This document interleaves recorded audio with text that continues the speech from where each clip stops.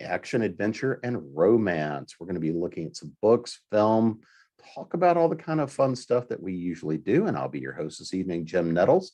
But before we get started, we're going to make our way around the room and let everybody introduce themselves. So AJ, I'll let you go first. Okay, I'm AJ Sherwood. I am kind of a jack of all genres when it comes to writing. I've got paranormal, fantasy, urban fantasy, mystery. I kind of write everything. I just finished today the draft for contemporary romance, which I've never done before. So it's just me branching into different things. What about you, Tanya? Hi, I'm Tanya Chris. I also write under the pen name TM Chris. And like AJ, I seem to dabble in just about everything. I've got some fantasy, some Omegaverse, but when I write my action adventure LEO type stuff, for some reason that always ends up pairing with BDSM for me. So I've got a couple of BDSM series that feature like court cases, cops and lawyers and that sort of thing. Roland. I write MC romance novels under the name Simone Scarlett. But my shtick is getting action and adventure and romance novels and kind of like smushing them together. And sort of the thing I always like talking about at holidays, I wrote a book called Codename Mistletoe, which is basically Die Hard if Die Hard was a romance book. And it's one of my favorites and it's a lot of fun. And I'm actually, so many male people who read it thought it was so fun. I actually have a male version under my own name and the original version under Simone's name. And that's my because Die Hard is the ultimate Christmas movie, of course. And Nancy. I'm Nancy Northcott. I write historical fantasy for Falstaff Books and co-write the Outcast Station science fiction mystery series with Jeannie Adams. My first sales, however, were paranormal romantic suspense. So I still write that as well as romantic suspense with no paranormal elements, because who doesn't love a good explosion? So let's start in a good place and ask the question that I know everybody is dying to know, which is, how do you feel about Life Day, the Star Wars Christmas special? I'm kidding. So I understood that reference. Excellent. So what is your favorite holiday action adventure type film? What really kind of sets up the genre for you? So AJ, I'll start with you. You know, this is going to sound weird. It's probably Rise of the Guardians. I love that movie. I liked the different twists that they did on mythology, and I liked the fact that it was very much action. Like there was things happening, and it wasn't just the magic of Christmas and that. But aside from, to be honest, I don't watch a lot of American TV. I watch a lot of Asian TV. So I can reference things I've seen in Asian dramas because I tend to watch those more than anything else. But I don't think our audience would know everything that I'm going to talk about, to be fair. So, well, we can always give people things to look into. Well, that's fair. That's fair. I just watched one that was really excellent. That was a Thai show, and they just yanked it off of most of the platforms. But if you'll look at Until We Meet Again, that one had a lot of Christmas flashbacks or Christmas elements in it, because they love to go look at the light festivals. And that's always like one of their dates. Christmas in Asian countries is a couples and a family event, mostly a couples event. It's not something they really celebrate as a religion. It's more an event to go play with your lover. So they love to do like the dating and the cuteness during the Christmas holidays. Mm-hmm. What about you, Tanya? Well, if I have to marry Christmas with action adventure, then I'm going to have to agree with Roland on Die Hard, because I don't know how to go better than that. But my very favorite Christmas piece of media is a cartoon, an animated version of A Christmas Carol that stars Mr. Magoo from back when I was a child. And that's Christmas to me. That was back in the days when your mom had to look in the TV guide to figure out what one time the show you wanted to see was going to be on, and then you sat in front of the television there, and that was the highlight of the Christmas season for me, Mr. Magoo. And when I got a VHS player, big modern technology, that was actually the first VHS tape that I bought, so I could just have Mr. Magoo available to me at any time. Well, Roland, I think we know where you're going to go, but how about you? Well, I'm going to throw in a curveball now and say, as Die Hard ultimate Christmas movie, but what about, bear with me, On Her Majesty's Secret Service, which is the James Bond movie that was actually set at Christmas time and has a Christmas song in it. And it's like, for me, it's my favorite James Bond movie because it's a romance story with a tragic ending, but it's a James Bond movie that is a real, honest, genuine romance with a wedding at the end and stuff. So if you cut out the bit where somebody dies, it's almost perfect. So that's my other wild card for holiday movie. Well, I mean, let's be honest here. That's just the ultimate bachelor party. I mean, building up to it. How about you, Nancy? Well, as everybody's been talking, I've been thinking about it, and I really have not come up with an action adventure holiday movie. I certainly agree that Die Hard is a Christmas movie, but I like my holiday movies to have a little bit more in the way of holiday trappings mixed into them. But I always enjoy the holiday episode of NCIS Los Angeles. They always do a holiday episode. There's always a lot of running around. There's always some fighting. Occasionally there's an explosion, but there are always Christmas trappings in it somewhere, even if it's just the office all dressed up. I mean, all decorated. So that would probably be my staple. And I do like the movie Jingle All the Way, because even though it really doesn't have a traditional action adventure kind of plot, it's kind of slapstick. There is a lot of running about and a lot of stuff happening, especially to poor Robert Conrad's character, the police officer. And so I always enjoy that because there is a lot of mayhem. It's just not the kind of mayhem where people usually get killed.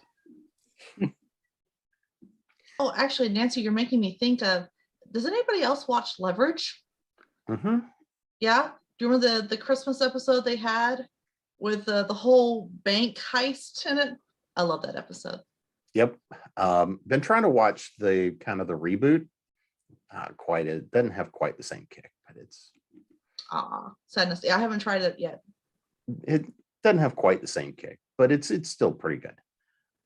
So now we've got a little bit of an idea of what your perfect holiday action themed film is. I mean, granted, mine is probably Bad Santa, but Die Hard is right up in there too.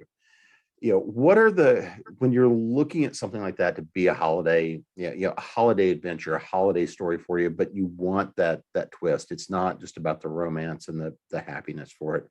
What are kind of the things that really take you in some of these holiday action adventure type films? Because again, it's either about, is it just because the holiday is the backdrop, or is it because if you take the holiday out, then you pull the story apart?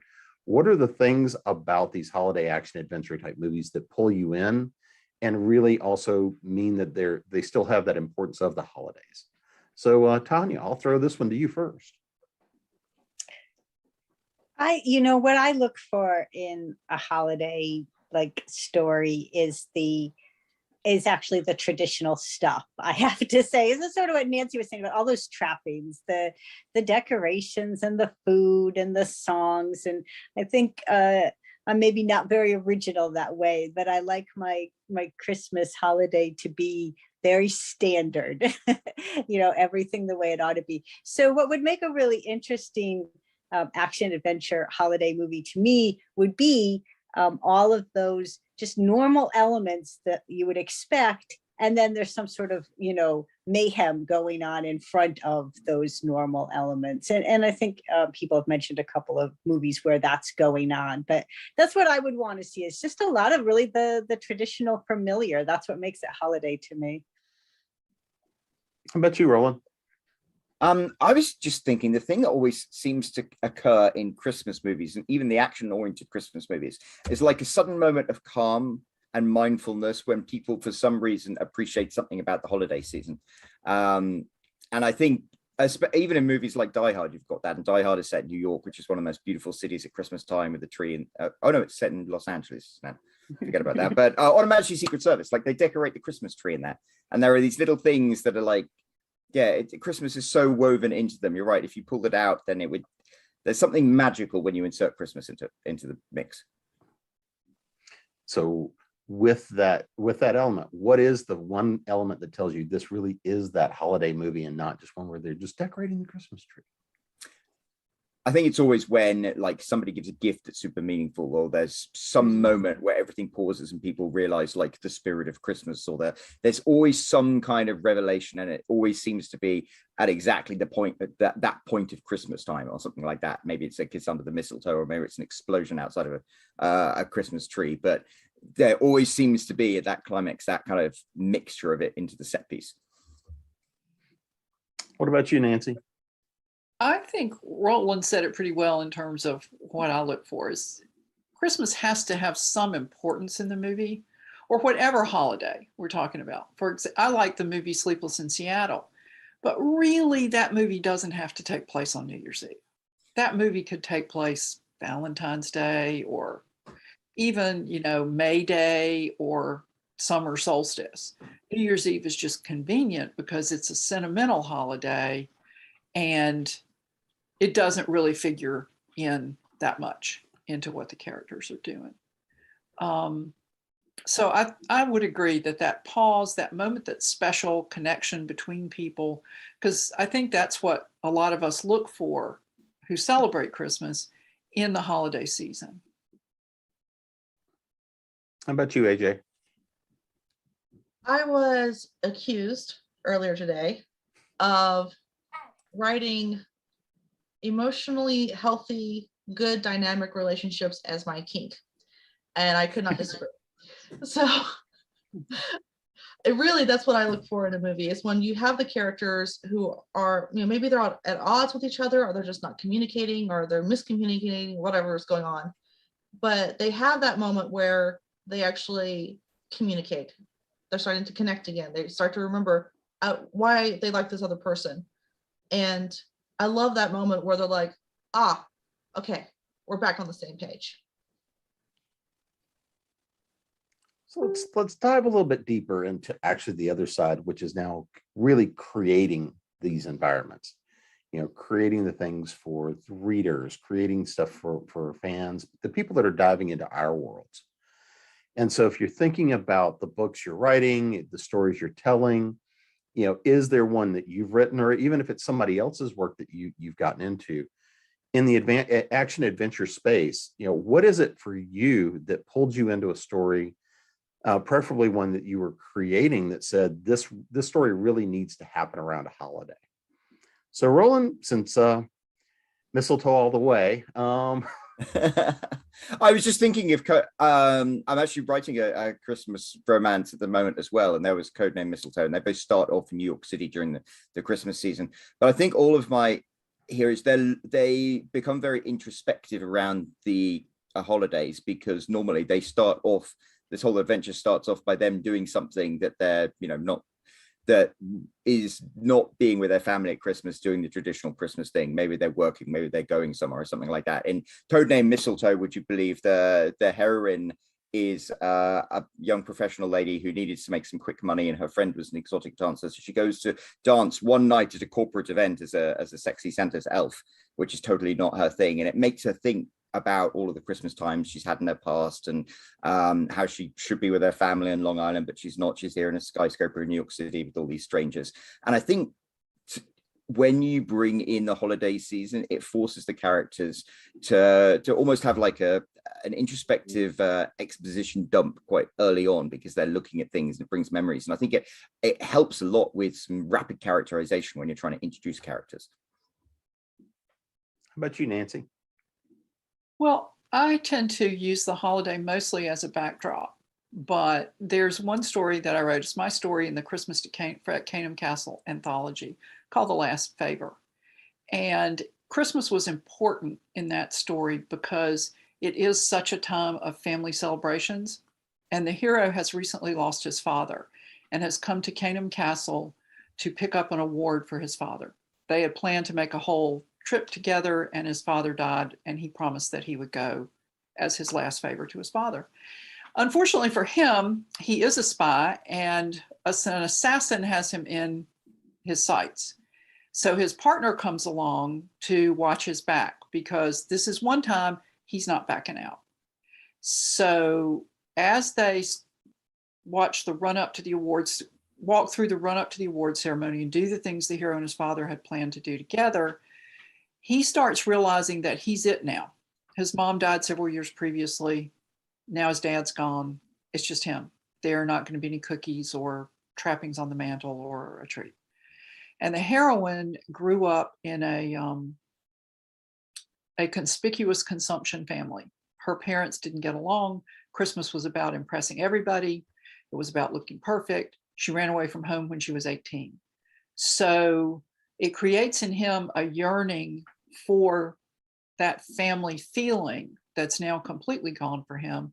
And in her, a wistfulness that other people know how to do family, and she doesn't feel like she does.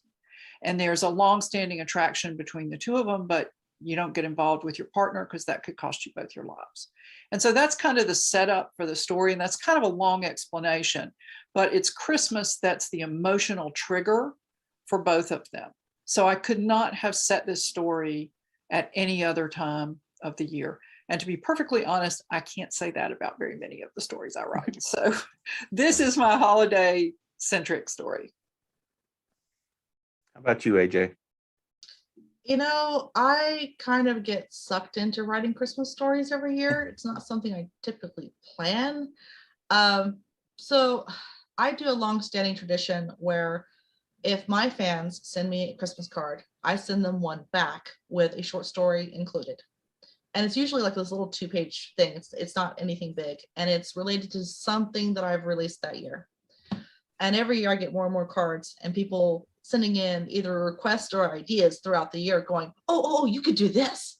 And this is a short story. I'm like, that's a novella, honey. That's not 2 pages. But it's a lot of fun. Like, they enjoy it. I enjoy it. So I don't really think about novellas or books for the most part, because I'm trying to think of 2-page stories, and I suck at that. Like, I cannot write something short to save my life. So most of my brain power is going into that. The 2 Christmas stories we have, I wrote one because I was invited to be part of one of the novella, things that people do. And then the other one, I once again got invited to do something along those lines. And that time actually worked out well for us because I was working on Scales and Spells with Jocelyn Brick. And we had one character that we really wanted to have him have his own partner, but we didn't know where to put it into the series because we had everything planned out. We're like, this is a 4-book series. We don't want it to be more than a 4-book series.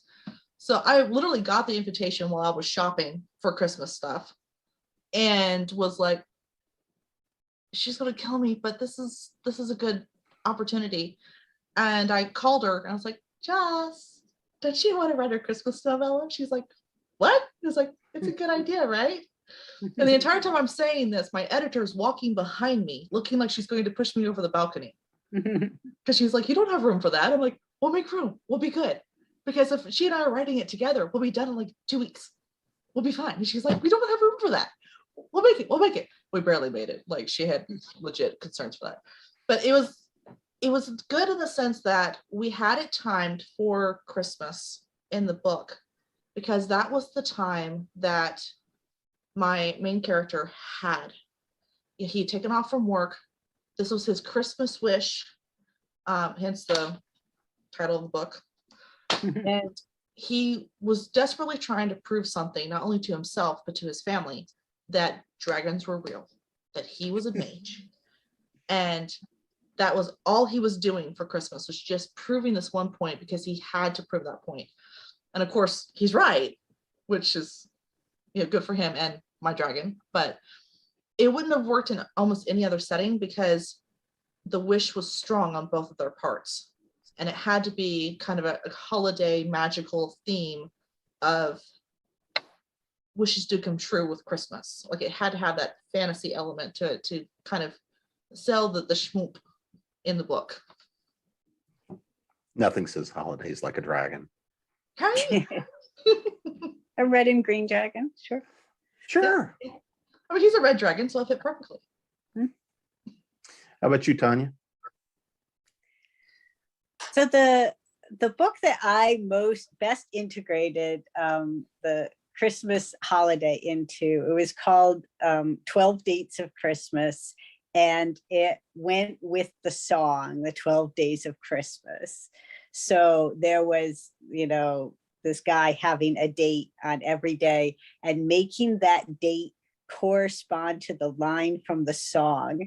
And so that was the really entertaining part for me, was figuring out how I'm going to have like a date about maids and milking. And it was just fun. And it was a sort of a fake relationship book where the main character is having this very fake, very public relationship, going on these fake dates all around the 12 Days of Christmas song, while in the meantime he's getting involved in a real relationship. And in those scenes, that was where I got to put in all of the stuff I was saying I like about Christmas, all the traditional, food and the decorating and all of that. So it was like a dual reality of the song, like the fakeness of the song versus the reality of just the cozy traditional home Christmas. So that was fun to create. So when we look at trying to package in, because I mean, the holidays obviously come pre-built in, both with all the happiness and the joy and everything else, but also come built already with a lot of conflict already. There's always the little things that are going on. Sometimes it's family and stuff that doesn't get together too often, or friends that cross paths, or the way things that come together.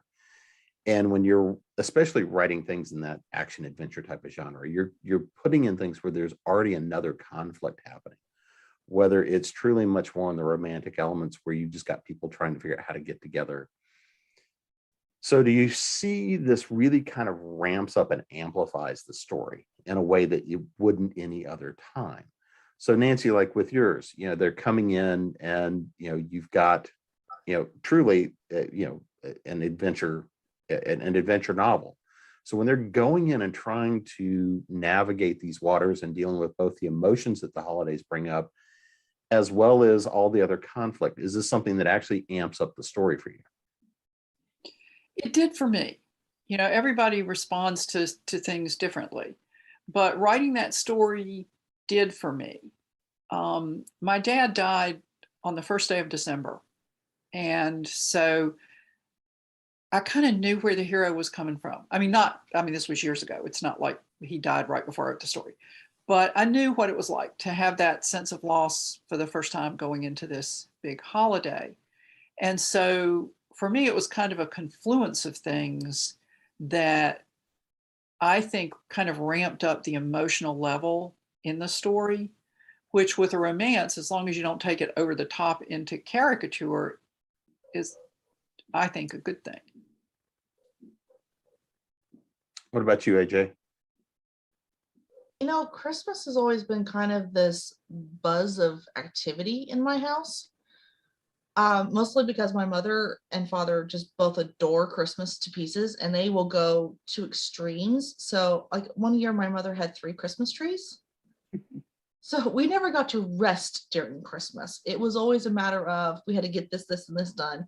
And then of course, as soon as the holiday was over, we had to put it all back again. So I kind of associate Christmas with work that I did not sign up for. And I guess that's kind of carried over into my books.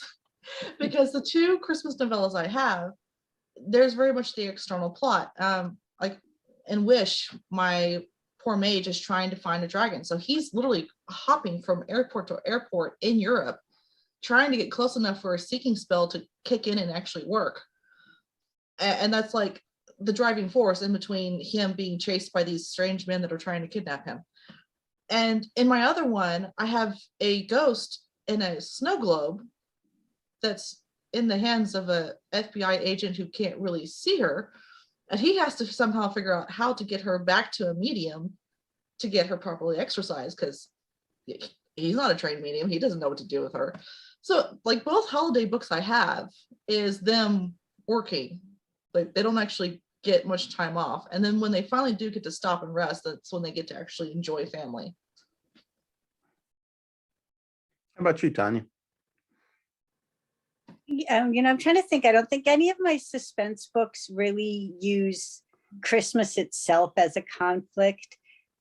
More like an approaching deadline. So you have that sense of urgency that there's the end is coming because of the way that it works out. Like things need to be resolved by this time, or weather.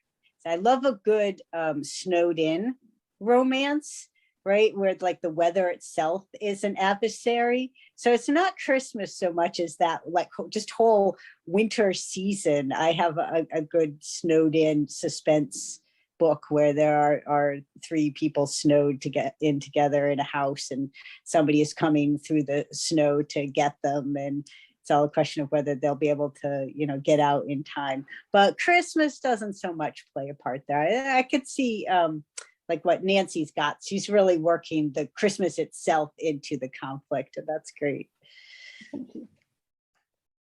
So how about you, Roland? I think I agree with Tanya. There's always a sense of a deadline and a kind of time constraint, which I think works really well in Christmas stories. Because maybe it doesn't mean much, but like the moment it turns from Christmas Eve to Christmas Day always seems like a thing.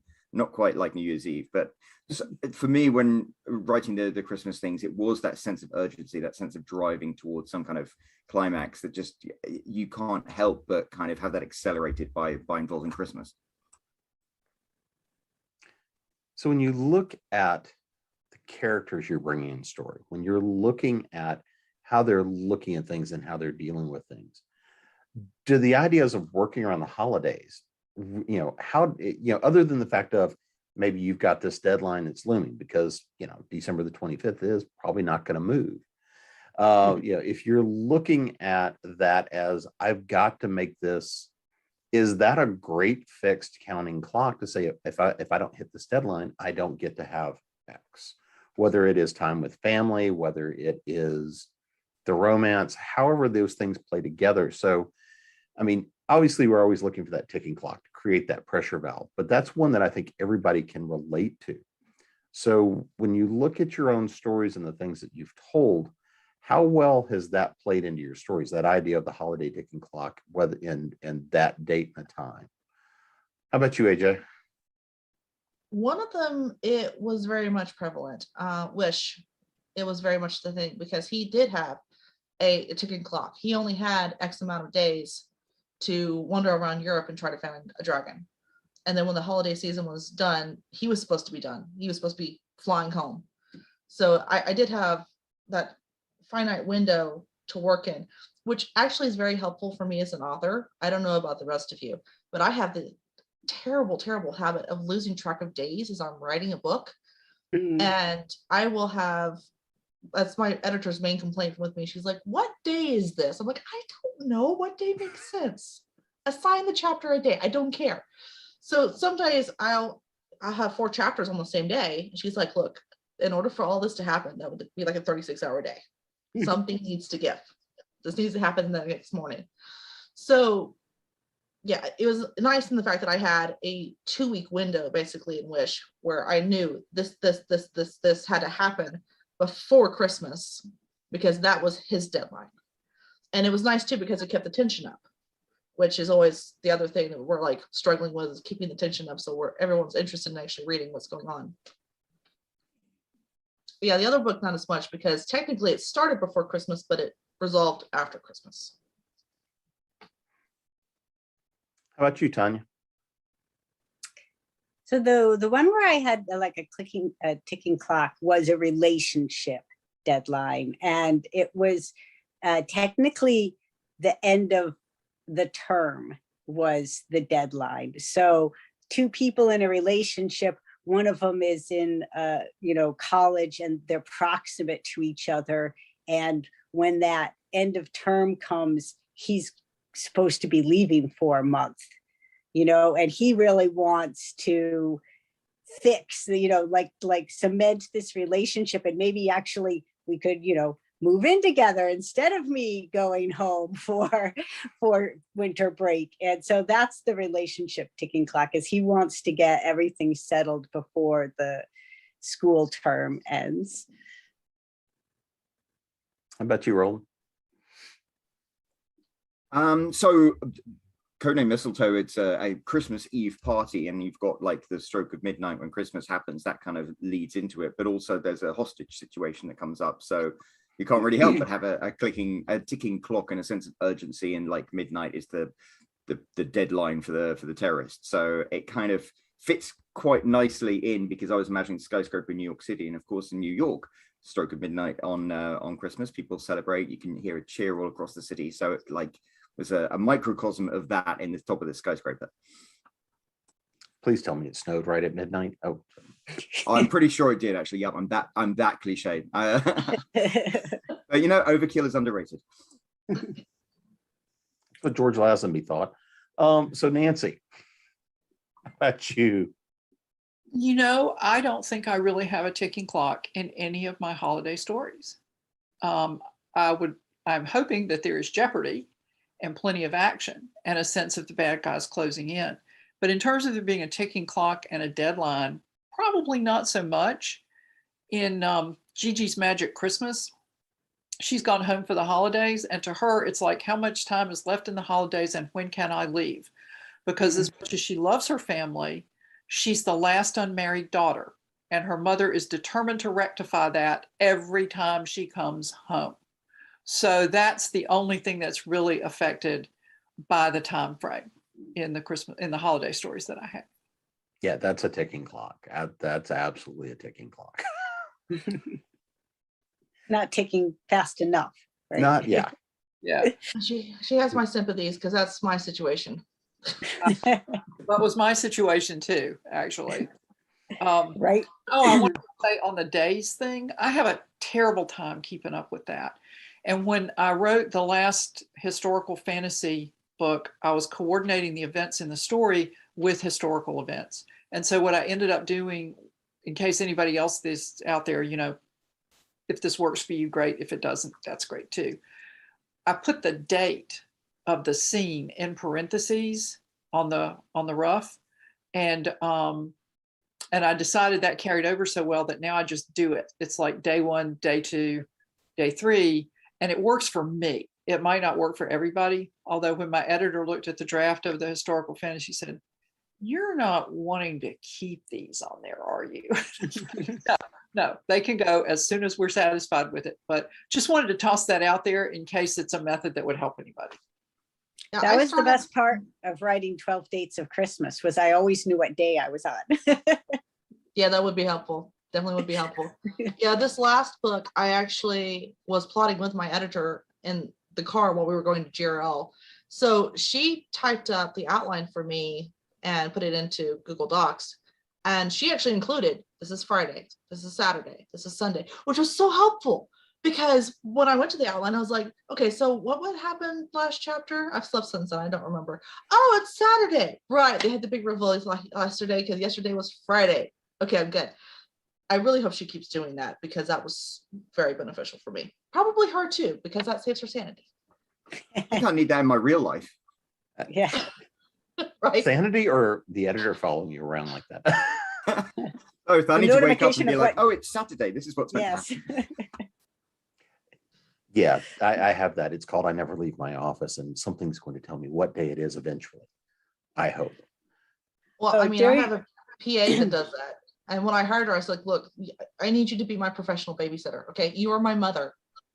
Remind me to do things on certain days. And she's like, okay, that's the only way I can manage.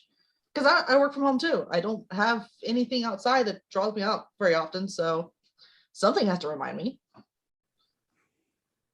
Especially lately.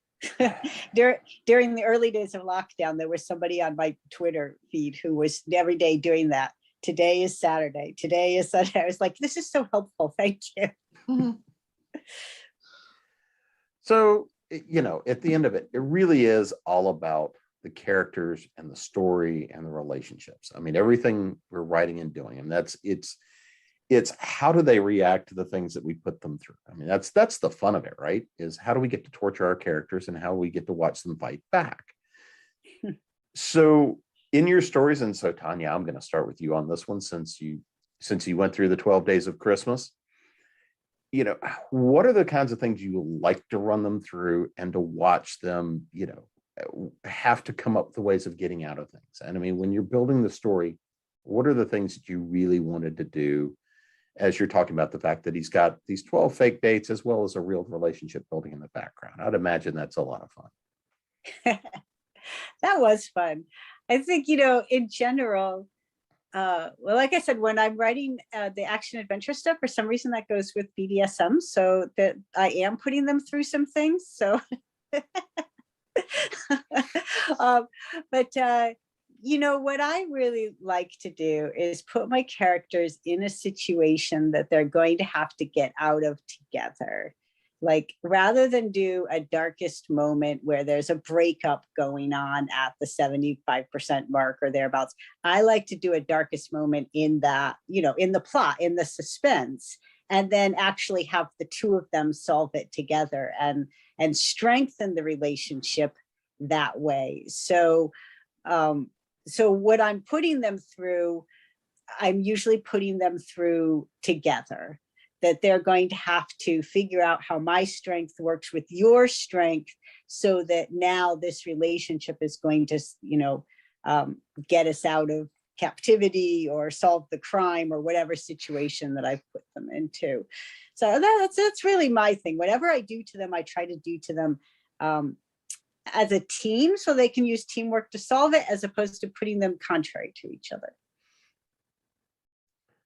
How about you, Roland? Tanya, that was brilliant. That was genius. I love what you said then.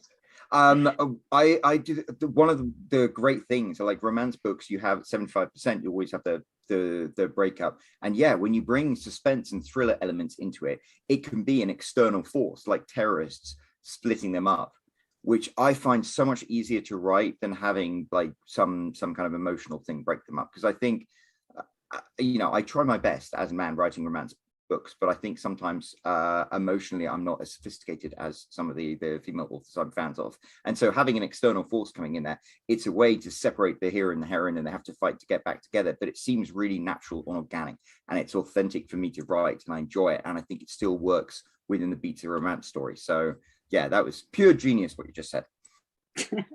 Terrorists or in-laws, one or the other.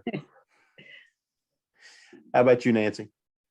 Well, I agree with what Roland and Tanya just said.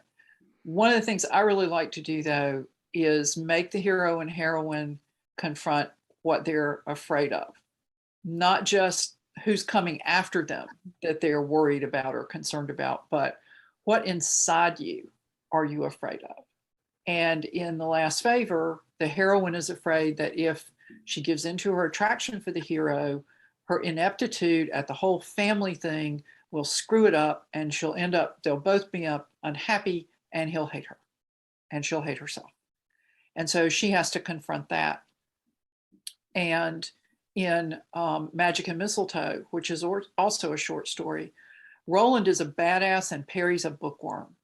And he is afraid that she will think he is stupid, that he's a deputy shire reeve, which is like a deputy US Marshal. He's built like a linebacker.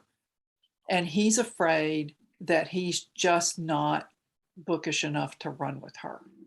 And so that's what he has to confront. And she's worried that she can't handle the danger in his job. And so I sort of don't whole hog break them up either a lot of the time, but I do have them wondering, can we make a go of this? And so I kind of like to do that, but I do break them up sometimes. It just depends on the story. AJ? And you're on mute. I promise I hit that button. I promise. I'm the queen of, I want them to communicate and have a healthy relationship. I hate miscommunications and I hate false breakups. Hate them. That is my main complaint in Asian dramas, because they love that trope. And every time I hit episode 11, I start screaming, because that's a 70% mark for them. Neither here nor there. One of the things I love to do with my characters, especially in my series where I've got the same couple from book to book, is I have them work on some kind of internal issue that they know they have, and they know it's going to affect their relationship. So they honestly look at it and go, this is a problem. I've got to address this before it really starts to hamper, my relationship with him. And like with Brandon's Very Merry Haunted Curses, he just realized before the Christmas holidays started that he's bisexual. And that was a huge thing for him because he thought he was straight for 32 years. And he's like, I don't even feel comfortable in my own skin right now. This is weird. Why? What? So it was him kind of coming to terms with that, but also him being comfortable enough to pursue someone that he found attractive, even as he was kind of settling into his own skin. So I brought that into the mix with the book. But for the most part, when I hit that 75% mark, I'm kind of with Tanya on this. I bring an external force in so that you can see them go, oh, that's a problem.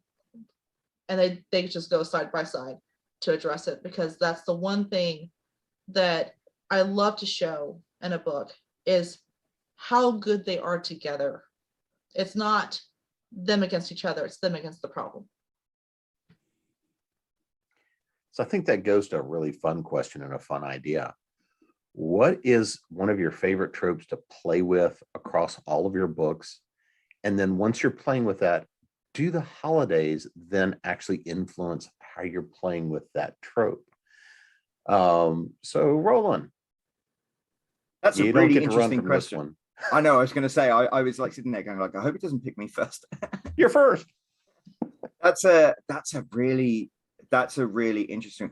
AJ, I just love what you said about the character. Actually, it was Nancy as well said the same thing about the characters having to overcome their own doubts and insecurities and things. And I think that's something that I have in my books that maybe I don't focus on much, but a lot of stuff you write just comes out. I think I almost feel like we're radios and we just like we receive these transmissions and like vomit them out onto the page. And so there are those elements like that. And I think that's something that goes through, and it always gets amplified at Christmas time. When you're with your family, you always feel super insecure, and all of the childhood insecurities. You could live 20 years on top of the world and you go back to your family and suddenly you're a kid again.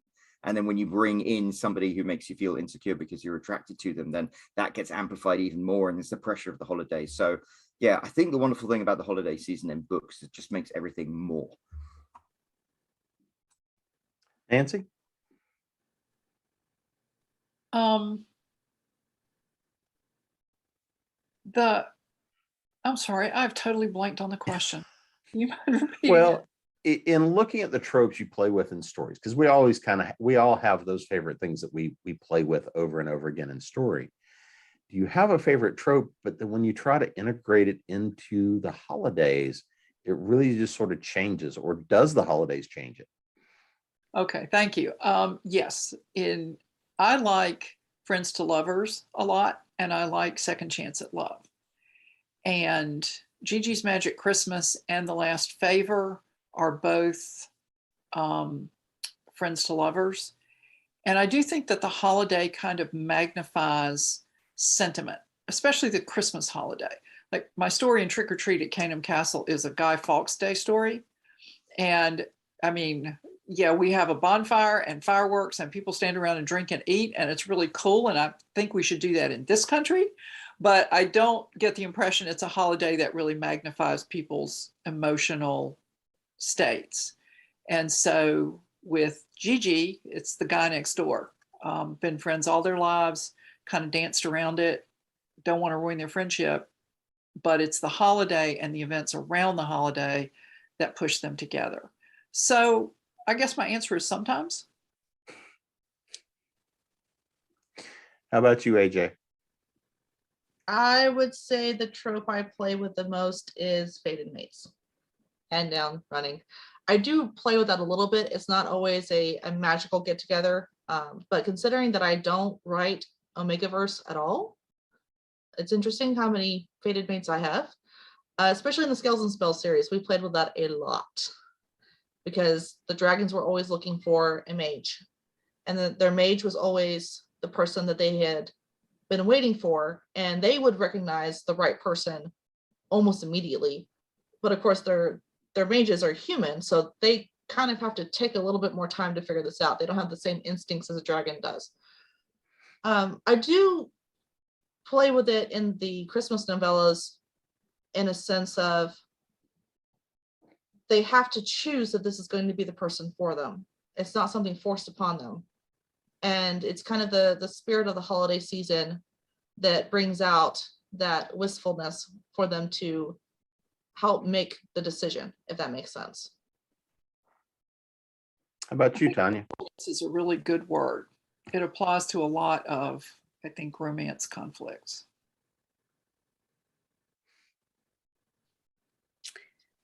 Okay, well, I was glad you didn't call on me first. Sorry, Roland. Yeah, because I had to start with, do I have a favorite trope? I feel like I'm sort of the queen of anti-trope, honestly, that when I do a trope, I never do it again. I'm bored with it after I do it. And I usually do it wrong. Like, you know, I have that snowed in story, but they are not making snow angels and Coco. They are a double agent and an addict who's going into withdrawal, and there's a Russian spy coming to get them. So like that's not usually what people are looking for when they're looking for a snowed in romance, you know.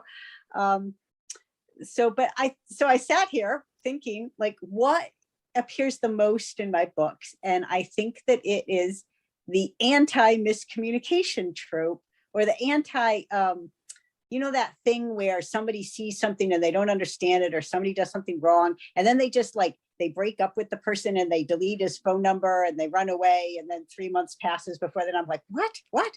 So I do the anti of that.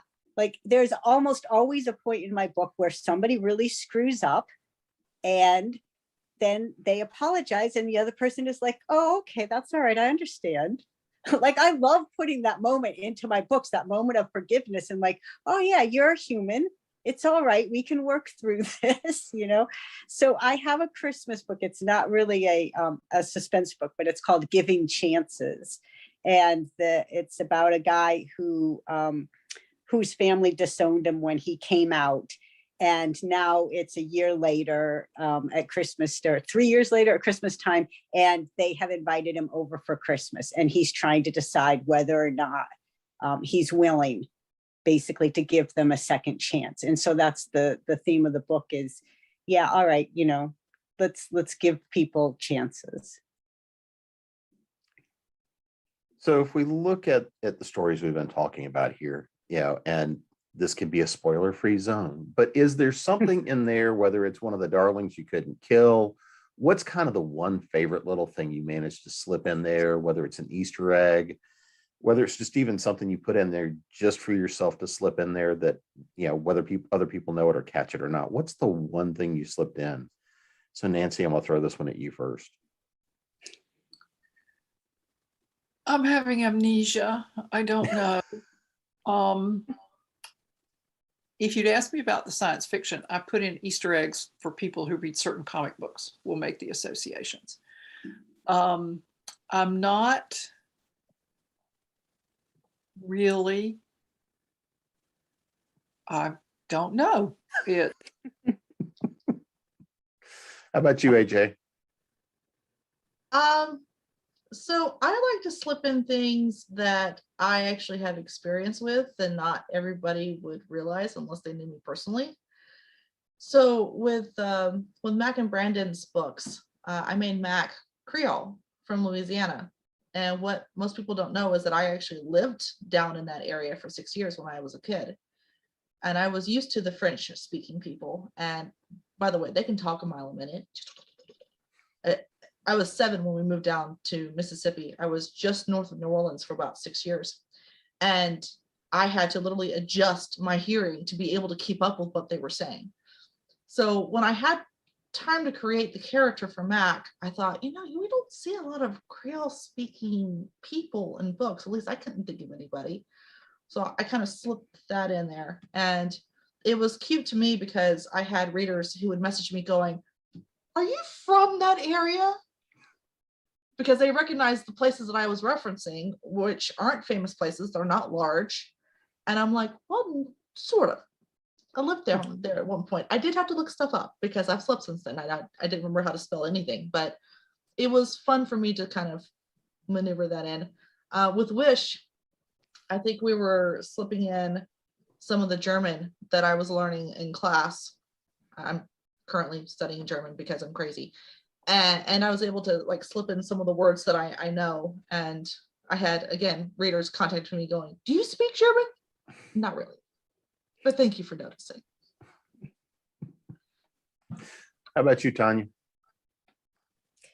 So I have a group of friends that I used to meet at Starbucks to write with. And back at that time, Starbucks sold something they called youthberry tea, which was just a collection of ingredients, right? But we just thought it was funny, like this youthberry tea is this totally made up thing. And so we all kind of committed to putting the word youthberry into our books whenever we could. So it's not in all of my books, but you will find a lot of my books have like youthberry tea or youthberry wine or a youthberry bush or something. And I actually had somebody bother to comment on a book that was about shape-shifting wolves, right? Gay shape-shifting wolves that go into heat. Had a person comment in a review that there was no such thing as youthberries. Oh, I'm sorry. I wasn't realistic enough for you there. But yeah, so if you see youthberries in my book and wonder, well, what are youthberries? Now you know. How about you, Roland? My favorite two thing, I love putting, I mean, something like Codename Mistletoe is so obviously Die Hard if it was a romance movie, but it doesn't have, I didn't like lift any particular names or anything, and it's set in a different city and stuff like that. But it's like, other than that, it's so obvious. And I kind of enjoy that because, I don't know, I enjoyed that. It has the structure. I did write one book called Branded by the Modern Day Pirate, which is about a pirate in off the coast of Somalia, which to me in my head was like telling the story of Conan the Barbarian. And there was one line that was kind of mirrored something from Conan the Barbarian. I had a fan write to me and be like, oh, don't think we didn't notice that. I'm a fan of Conan the Barbarian too. And like the fact that I put this through, it was a contemporary romance story set on the coast of Africa. But the fact that she noticed that there were so many sort of like subtle nods to this 80s film with Arnold Schwarzenegger, just it warmed my heart, because it was like, oh, my readers are part of the same crazy tribe that I am. And that's what I really love. It's like when you write this stuff and it resonates with somebody, it's like finding a kindred spirit out there. It's very fun too if you guys put in music at all. I've done that several times where I've referenced a group or a song that my character's listening to while working. And I've had people go in and YouTube stuff because they're like, what is this? And then they come back to me going, The Who is awesome. I didn't know that Monks did heavy metal. I was like, isn't it cool? There's a singer-songwriter down in Texas I'm obsessed with called James Mcmurtry, and I keep mentioning his songs, and then people are like, quit it with James Mcmurtry. It's like in every book.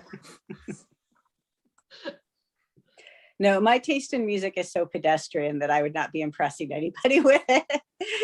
Anything I'm mentioning, they already well know. Yeah, if I'm throwing in mine, it's going to go off the rails somewhere. They might get a musical reference, which probably almost nobody gets, because I do like my musicals. But yeah, well, I occasionally have to work in the bagpipes just for, good measure. Well, before we get out of here, so there's one last question. So since things are kind of sort of getting back and we're all able to actually, at least in some cases, start to reconnect with friends and family this year after last year, what's the one thing you guys are really looking forward to this holiday season? And so AJ, I'm actually going to start with you on this one. Well, I'm actually going to be mostly alone this Christmas for once. Most of my family is down in Tennessee, and I've been invited to my brother's in-laws for Christmas dinner, but I'll have Christmas Day and Christmas Eve mostly to myself. So honestly, I'm looking forward to sleeping in. I've never had the chance to do that. How about you, Tanya? oh, definitely seeing the people again. Yeah, doing those. Last year I didn't see my brother and my nephews who lived nearby, so having them over for Christmas, seeing my partner's cousins, they always have a big spread, and just having some sense of normalcy and all of the excellent food that we get at these events too. I'm not a good cook myself, but I know a lot of good cooks, so we will make the rounds. How about you, Roland? I love living in New York at Christmas time because of the snow, and it's so beautiful and things like that. And it's going to sound crazy. I like barbecuing in the snow, barefoot in the snow, maybe having a cigar or a glass of Scotch whiskey and having some friends there talking, some adult friends, because I have 3 kids. And for the last 2 years, it's been me and 3 kids. And so I miss adult conversation. Like talking to you guys is wonderful. So yeah, I'm looking forward Don't to like mistake the anybody snow. here as an adult. It's our age that makes them think that. Well, I'm not 43. I'm 18 with 23 years experience. How about you, Nancy? The Christmas tree. It's the highlight of the Christmas season for me when we decorate it. We have these friends we haven't seen in probably 20 years. And they used to always come over and decorate the Christmas tree with us. And several years they brought us an ornament when they came. And so those ornaments are in their own little special box. And she made us a beautiful Christmas tree skirt. It's got 4 cross-stitched panels with holiday motifs on it. And she set them on holly with a black background and gold highlights and trimmed it with gold braid. And so every time we put those things on the tree, it's like bringing them closer. They moved across the country, you know, and sometimes things just don't work out to get together. But it always reminds me of that when we put the things they gave us on the tree. And we collect ornaments when we go on trips. And I think I'm the only person who remembers which ornaments came from where, but my husband will look at it and know we got it somewhere on a trip. And so decorating the tree is kind of a walk down memory lane and a walk with other people. We have a little white plastic reindeer that I think my parents bought at the Five and Dime the first year they were married. I think he probably had 7 companions, but he doesn't anymore. And the little strip around him that used to be red has faded to pink, and the little loop on his back for the hook has broken. But that ornament connects our Christmas to my parents' Christmases before I was born. And so we're really looking forward to it. Our son's girlfriend is going to come and help us decorate the tree. And so that'll be fun. And so it's a combination of people and memories that really make the holiday for me. Well, I appreciate everybody coming to hang out with us this evening and have a really fun holiday conversation. But before we get out of here, I'm going to go in reverse order and let everybody know where they can find you, website, social media, where they can get all these holiday books to stack on their to be read pile, and anything else they need to pick up for gifts this holiday season. Yeah, that word. So Nancy, how about you? Well, my website is nancynorthcott.com, and there's information about me and about the books and stories there. And the fiction is available on all the online platforms. The social media that I spend the most time with is Twitter, and I probably spend more time there than is good for me. I'm at Nancy Northcott. I'm just getting into Instagram and I haven't figured it out yet. And I don't even remember what my username is because it's some combination of my name and some numbers. And, you know, I'm one of those people, I was a history major, you do the math. So I just have to search myself to find me on Instagram. So if you feel inclined to do that, you can probably find me. But that's really about it. And I hope everybody has a wonderful holiday season. Roland, how about you? Well, thank you so much for having me on. I had a ton of fun, and it's so nice to be in such a distinguished company. I'm actually on Instagram a lot. Instagram is the only social media I really bother with because everyone seems nice there. And I'm at Roland Hulme. And if you look up my name on Amazon, you'll see Codename Mistletoe because it's got a big hunky Santa kissing a slinky elf and a big explosion in the background. So feel free to check that out. I think it's a lot of fun. How about you, Tanya? So the best place to find me is probably on my website, which is tanyachris.com. I'm not very active on any social media, but I guess I'm most active on Facebook. My most recent BDSM/action adventure mashup is called Hell's Bedroom, and that is on exclusive to Amazon right now. So it's in Kindle Unlimited.